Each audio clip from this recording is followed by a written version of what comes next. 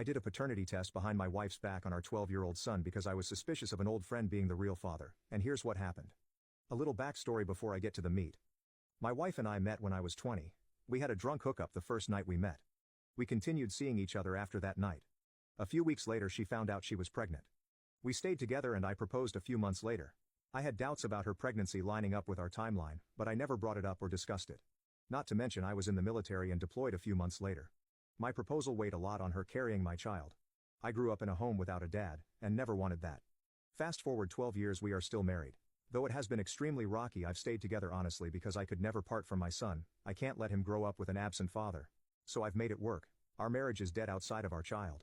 I ran into an old friend who I knew around the time I met my wife. He asked if I was still with her and I said yes. He mentioned how, it was crazy I dated her and then you stole her from me. I wasn't sure what he meant and asked him to elaborate. He said, it's no big deal, but I was seeing her up until that weekend you met her. I dropped it, but inside my doubt and insecurities ran wild. I couldn't get it out of head. I broke down and bought a home DNA test kit and used it on my son and I without telling my wife. The results came back today. He is not my son. 0% chance I am his biological son. I'm destroyed. My whole world is upside down. I'm just on autopilot at the moment. I don't know how to act or feel. I'm just a zombie right now. What should I do?